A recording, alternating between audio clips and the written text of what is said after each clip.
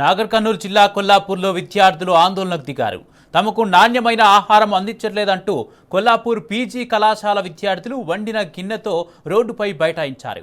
అనంతరం గిన్నె తీసుకెళ్లేందుకు వచ్చిన ప్రిన్సిపల్తో వాగ్వాదానికి దిగారు. మెనూ ప్రకారం భోజనం పెట్టకుండా ఇబ్బందులకు గురి చేస్తున్నారని, అనారోగ్యం పాలవుతున్నామని వాపోయారు.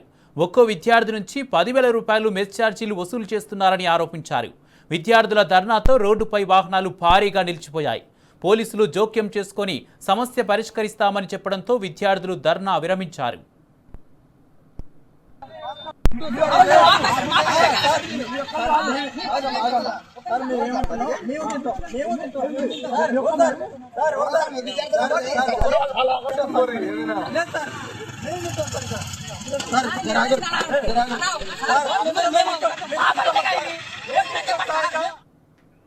నాగర్ కర్నూలు జిల్లా కొల్లాపూర్ విద్యార్థులు ఆందోళనకు దిగారు. తమకు నాణ్యమైన ఆహారం అందించట్లేదంటూ కొల్లాపూర్ పీజీ కళాశాల విద్యార్థులు వండిన గిన్నెతో రోడ్డుపై బైఠాయించారు. ఇదే అంశానికి సంబంధించి పూర్తి అప్డేట్స్ మా ప్రతినిధి శేఖరాచారి అందిస్తారు.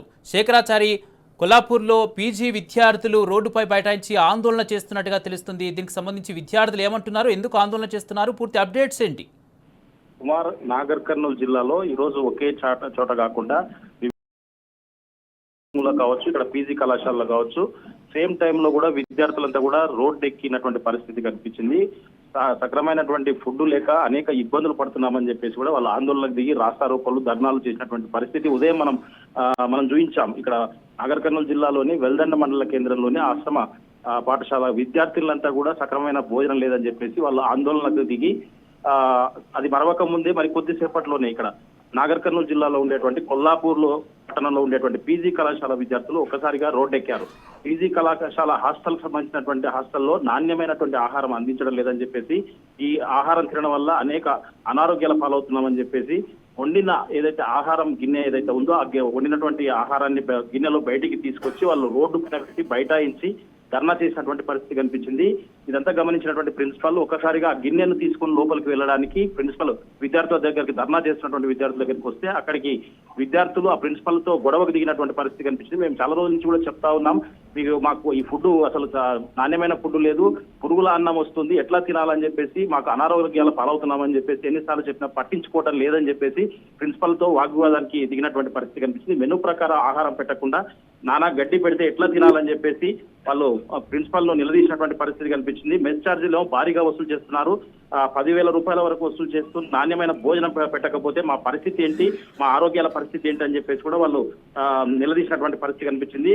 వీళ్ళంతా రోడ్డు ఎక్కేసరికి పోలీసులు అక్కడికి రంగప్రవేశం చేసి జోక్యం చేసుకుని విద్యార్థుల చేత మాట్లాడి ధర్నానైతే ప్రస్తుతం విరమింపజేశారు. కానీ మాకు వాళ్ళైతే ఆవేదన చెందుతున్నటువంటి పరిస్థితి కనిపించింది. ఒకవైపు చదువుకోవాలంటే నాణ్యమైనటువంటి అంటే శరీరాలంతా కూడా ఆరోగ్యంగా ఉండాలి. మరి నాణ్యమైన భోజనం పెట్టకపోతే, నాణ్యమైనటువంటి భోజనం తీసుకోకపోతే మేము ఎట్లా మా ఆరోగ్యాలు అనారోగ్యాల పాలవుతున్నాము, ఎట్లా చదువుకోవాలని చెప్పేసి కూడా వాళ్ళు అడుగుతున్నటువంటి, ప్రశ్నిస్తున్నటువంటి పరిస్థితి అయితే కనిపిస్తా ఉంది. మొత్తంగా చూసినట్టయితే నాగర్ కర్నూలు జిల్లాలో ఈరోజు వెల్దండ లో విద్యార్థులు రోడ్డు ఎక్కారు, శ్రీశైలం హైదరాబాద్ రహదారి పైన.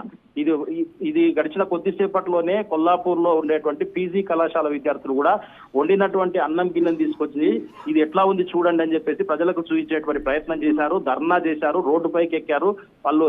దీంతో అక్కడ ఉన్నటువంటి వాహనాలన్నీ కూడా ప్రధాన రహదారి పైన నిలిచిపోయినటువంటి పరిస్థితి అయితే కనిపించింది. ఏదేమైనప్పటికీ ఉన్నతాధికారులు ఎప్పటికప్పుడు కూడా పర్యవేక్షణ చేయాల్సినటువంటి అవసరం ఉంది. అనేక రిస్ట్రిక్షన్స్ ఏవైతే ఇన్స్టిట్యూషన్స్ ఉంటాయో అక్కడికి ఎవరి మీడియాను కూడా అలో చేయరు. మరి అంత సీక్రెట్ ఏముంటుంది అనేది పెద్ద ప్రశ్న. అయితే లోపలికి రాకుండా జాగ్రత్తలు తీసుకునే ప్రయత్నం, అంటే అక్కడ ఏం జరుగుతుందనేది కనీసం బయటి సమాజానికి కాదు మీడియాకు కూడా తెలియకూడదన్న ఆలోచనతో వాళ్ళు అన్ని రిస్ట్రిక్షన్స్ పెట్టి అది నిషేధిత స్థలంగా వాళ్ళు పరిగణిస్తున్నారు. దాంతో సమస్యలు ఎక్కువ అవుతాయి. సమస్య చిన్నగానే ఉన్నప్పుడే దాన్ని పరిశీలిస్తే, లేదంటే దాని మీద ఒక ఉన్నతాధికారులకు తెలియజేస్తే, కలెక్టర్ కు తెలియజేస్తే దానిపైన పరిష్కారం చూపే మార్గాలు ఉంటాయి. ఆ సమస్యను బయటికి చెప్పకుండా సీక్రెట్ గా మెయింటైన్ చేస్తే సమస్య ముదిరి పాకాన పడి ఈ సమస్యలు వస్తున్నాయని చెప్పేసి కూడా పలువురు అభిప్రాయపడుతున్నటువంటి పరిస్థితి కనిపిస్తా ఉంది. మొత్తంగా చూసినట్టయితే ఈ విద్యార్థులకు ఏదైతే నాణ్యమైన ఫుడ్ పెట్టట్లేదో ఖచ్చితంగా నాణ్యమైనటువంటి ఫుడ్ పెట్టాలి, వాళ్ళకు అనారోగ్యాల బారిన పడకుండా కాపాడాలని చెప్పేసి అయితే విద్యార్థులకు మద్దతుగా పలు ప్రజా సంఘాలతో పాటు విద్యార్థి సంఘాలు, పలు పార్టీల నాయకులు కూడా ప్రభుత్వాన్ని అయితే డిమాండ్ చేస్తున్నటువంటి పరిస్థితి అయితే కనిపిస్తా ఉంది. అయితే శేఖరాచార్య, అంటే ఇప్పటికే ప్రిన్సిపల్ కూడా వచ్చి అక్కడ వాగ్వాదానికి దిగినట్టుగా తెలుస్తుంది. అసలు ప్రిన్సిపల్ ఏమంటున్నారు, దీనికి సంబంధించి విద్యార్థులు అని చెప్తున్నారు?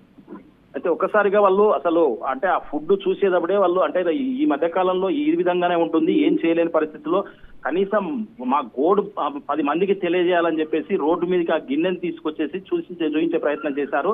ఎక్కడ పరువు పోతుందా అని చెప్పేసి ప్రిన్సిపాల్ ఒక్కసారిగా అక్కడికి వచ్చేసి ఎట్లా తీసుకొస్తారు గిన్నెను మీరు బయటకు అని చెప్పేసి విద్యార్థులతో వాగ్వివాదం దిగినట్టు పరిస్థితి కనిపించింది. విద్యార్థులు కూడా మరి ఈ ఫుడ్ ఎట్లా తినాలని చెప్పేసి ప్రిన్సిపాల్ కూడా నిలదీసినటువంటి పరిస్థితి కనిపించింది. మొత్తంగా చూసినట్టయితే ఆ కళాశాలలు కావచ్చు, తర్వాత గురుకుల పాఠశాలలు కావచ్చు, విద్యార్థులు చదువుకోవాలనే తపనతో వాళ్ళు ఒక వైపు ఉంటే అసలు ఫుడ్డే సక్రమంగా లేకపోతే, కావాల్సినటువంటి ఆహారం తీసుకోకపోతే, నాణ్యమైనటువంటి ఆహారం తీసుకోకపోతే వాళ్ళకు కావాల్సినటువంటి ఎనర్జీ ఎక్కడ ఉంటుంది, తర్వాత ఎట్లా చదువుకోవాలని చెప్పేసి కూడా విద్యార్థులు ప్రభుత్వాన్ని నిలదీస్తున్నటువంటి పరిస్థితి కనిపిస్తా ఉంది. కనీసం పర్యవేక్షణ ఎట్లా పిల్లలు ఏం తింటున్నారు, ఎట్లా ఉంటున్నారు, కనీసం మెనూ ప్రకారం అని చెప్పేసి పర్యవేక్షణ చేసేటువంటి పరిస్థితి కూడా లేకపోయిందని చెప్పేసి, ఎట్టి పరిస్థితుల్లో మాకు నాణ్యమైన భోజనం అందించే వరకు, మాకు కావాల్సినటువంటి మెనూ ప్రకారం అందించే వరకు కూడా మేము ఆందోళన తప్పనిసరిగా చేస్తామని చెప్పేసి సంబంధిత అధికారులు ఎవరైతే ఉన్నారో దీనికి అంటే ఈ విధంగా ప్రవర్తించి పిల్లలకు సరైన భోజనం పెట్టడం లేదో, ఒక రకంగా మనకు దాన్ని పూర్తి స్థాయిలో వివరణ అడిగితే బియ్యం సక్రమంగా రావట్లేదని చెప్పేసి ఒకవైపు చెప్తా ఉన్నారు.